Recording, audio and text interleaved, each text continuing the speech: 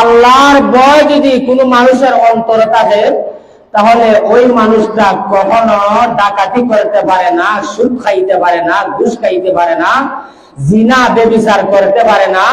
তার অন্তরে যখন আল্লাহর ভয় সব সময় থাকবে, সে আল্লাহর নাফরমানি করার সময় অতটুকু চিন্তা করবে, আহারে আমি যে এই অপরাধ করতাম, আমি যে এই জিনার কাজ করতাম, আমি যে চুরির কাজ করতাম, আমি যে আল্লাহর নাফরমানি করতাম, আল্লাহর কাঠগড়ায় দাঁড়ায় তো একদিন জবাবদিহি করতে হবে।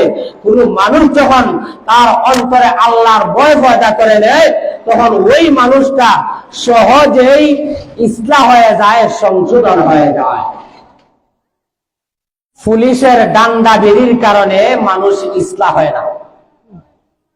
কোন চোরকে যদি পুলিশ জেলের মধ্যে আবদ্ধ রাখে, 3 মাস 4 মাস যদি জেলের মধ্যে আবদ্ধ রাখিয়া গ্রেফতার করে, আর সরটা দিতে থাকে, বাদাম দিতে থাকে, লাঠি সুটা দিয়া বাড়ি দিতে থাকে, প্রহার করতে থাকে, ওই মানুষটা, ওই চোর যখন জেলখানা থেকে বের হবে, আগে করতে চুরি, এখন করবে ডাকাতি। এখন করবে কি? ডাকাতি। কারণ পুলিশের মাইরে আর্মি বিডিআর এর পিটায় মানুষ সংশোধন হয় না। মানুষ সংশোধন হয় একমাত্র আল্লাহর ভয়ে। কিসের ভয়ে? আল্লাহর ভয়ে। এক ব্যক্তি তার সন্তানকে নিয়ে গেছে এক বাগানের মধ্যে দেখছে সুন্দর সুন্দর আঙ্গুর দেখা যায়। সে আঙ্গুর ফাড়ার মনস্থ করলো, সংকল্প করলো। তার সন্তানকে বলতেছে, বাবা আমি আঙ্গুর ফাড়ার জন্য যাইতেছি, আর যেই মাত্র কোনো মানুষকে দেখবে তখন সাথে সাথে বলবে যে দেখে ফেলেছে। তখন আমি বুঝতে পারবো বাগানের মালিক মনে হয় এসে গেছে, অথবা কেউ আশেপাশের কেউ এসে গেছে, তখন আমি চুরি করা থেকে বাদ দিব। বাবা যখন গেছে চুরি করতে, যেই মাত্র আঙ্গুরের সরার মধ্যে ধরছে, এমনি সন্তান বাবু বলতেছে দেখে ফেলেছে। বলেন তো দেখি, এই শব্দতে বলছে বাবার আঙ্গুর চুরি করতে আর মন চাইবে? তার তো এমনি 12টা বাজতেছে, মনে হয় বাগানের মালিক দেখে ফেলছে, এখন তো আমার 12টা হবে। সামনে আসিয়া দেখে কেউ নাই। সন্তানকে বলতেছে, বাবা তুমি না বললে দেখে ফেলেছে, কে দেখে ফেলেছে? সন্তান কিন্তু বলছে যে কেউ একজন দেখে ফেলেছে। তখন বাবা বলতেছে, কে দেখে ফেলেছে? তখন সন্তানের মুখ থেকে, জবান থেকে বের হইতেছে, হে আমার বাবা,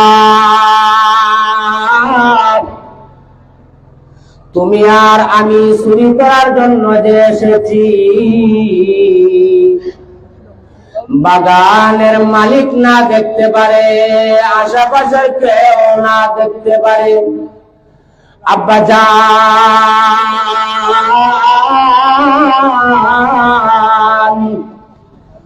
দুনিয়ার কোন মানুষ না দেখতে পারে, পশু পাখি না দেখতে পারে, কিন্তু এমন একজন আছেন, আলিমুন বিজাতিস সুদূর। আব্বা জান, এমন একজন আছেন সামিউন বাসীর, যিনি সব কিছু শুনেন এবং সব কিছু দেখেন। আব্বা জান, এমন একজন আছেন যিনি জমিনের 7 তবক নিচে যদি একটা পিঁপড়া হাঁটে, ওই পিঁপড়ার হাঁটার আওয়াজটা পর্যন্ত শুনেন, আব্বা জান, উনি কে জানেননি? উনি হলেন তোমার এবং আমার রব স্বয়ং রাব্বুল আলামিন। আব্বা জান, আমরা যে চুরি করতে এসেছি, দুনিয়ার কোনো মানুষ না দেখতে পারে, পশু পাখি না দেখতে পারে, কিন্তু আল্লাহ তো সব কিছু দেখেন। আব্বা জান, হাসরের ময়দানে আল্লাহর কাঠগড়ায় দাঁড়াইয়া আল্লাহর দরবারে কি জবাব দিব?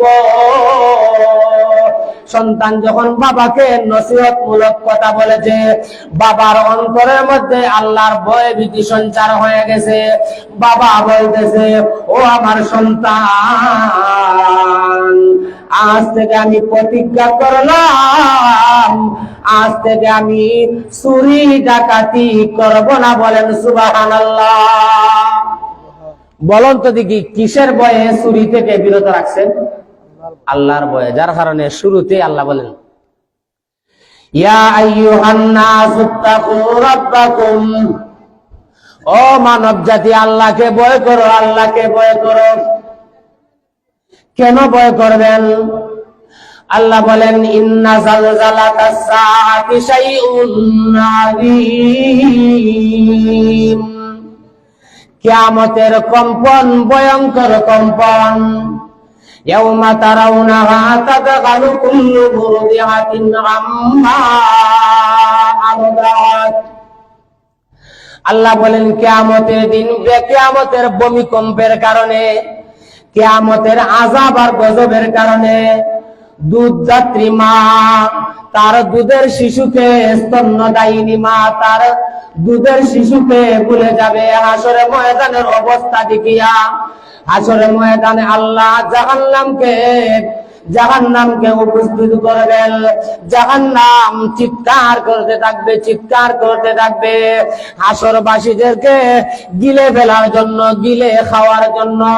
কিন্তু আল্লাহ জাহান্নামকে হুকুম দিবেন না।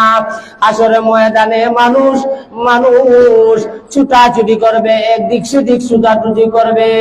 আল্লাহ বলেন, ইন্না জালজালাতাস সাআতি শাইউন আযীম, ইয়াউমা তারাউনাহা তাযহালু কুল্লু মুরদিআতিন আম্মা আরদাআত ওয়া তাদাউ কুল্লু যাতি হামলিন হামলাহা ওয়া তারান নাসা সুকারা। আল্লাহ বলেন, ওই কিয়ামতের ভূমিকম্পের কারণে, আল্লাহর আযাব আর গজবের কারণে গর্ভবতী মহিলারা গর্ভপাত করবে। গর্ভের টাইম আসার পূর্বেই, এখন থেকে বুঝেন, গর্ভের টাইম আসার পূর্বে গর্ভপাত করে ফেলবে। কেন এমন গর্ভপাত করবে, সন্তান প্রসব করবে? আল্লাহর আযাব আর গজবের কারণে। আল্লাহ বলেন, ইয়াউমা তারাউনাহা তাযহালু কুল্লু মুরদিআতিন আম্মা আরদাআত ওয়া তাযাউ কুল্লু যাতি হামলিন হামলাহা ওয়া তারান নাসা সুকারা। দুনিয়ার বান্দা বান্দিরা রে, হাসরে ময়দানে যখন মানুষ পেরেশানির মধ্যে থাকবে, তখন মানুষ মনে করবে এরা মনে হয় পাগল। আল্লাহ বলেন, ওয়ামা হুম বিসুকারা, এরা পাগল না, এরা পাগল না, ওয়ালাকিন্না আযাবাল্লাহি শাদীদ, আল্লাহর পক্ষ থেকে যে আযাব আর গজব আসবে, ওই আযাব আর গজবের কারণে হাসরে ময়দানে মানুষ ছুটাছুটি করবে, এদিক সেদিক করবে। ওই কারণে মানুষকে দেখবে যে মানুষ পাগলের মতন ছুটাছুটি করতেছে। আল্লাহ বলেন, না, এরা পাগল না, আল্লাহর আযাবের কারণে এরা একজন আরেকজনের দিকে, একজন আরেকজনের কাছে যাইবে। এটা হলো কিয়ামতের কঠিন ময়দান। বলেন আল্লাহু আকবার। কিয়ামতের কঠিন ময়দানটা এমন হবে, কারো গুনার কারণে কারো গাম ঘন্টা পর্যন্ত হবে, গুনার কারণে কারো গাম হাঁটু পর্যন্ত হবে, গুনার কারণে কারো গাম গলা পর্যন্ত হবে, গুনার কারণে কারো গাম মুখ পর্যন্ত হবে। কেমন অবস্থা হবে? কিয়ামতের কঠিন ময়দানে সব মানুষ উলঙ্গ অবস্থায় দাঁড়াইতে হবে। দেখেন, দুনিয়াতে যদি কোনো মানুষ অপরাধীকে আপনি বিচার করেন, বিচার করার পরে যদি বলেন যে তোমার শাস্তি হলো উলঙ্গ হয়ে তুমি এই ফাড়া ঘুরাইবা, তোমার শাস্তি হলো উলঙ্গ হয়ে সারাটা পাড়া অথবা আমাদের সামনে উলঙ্গ হতে হবে, বলুন তো দেখি ওই সময় তার কেমন অবস্থা হবে? দুনিয়াতেই, দুনিয়ার এক্সাম্পল দিতেছি।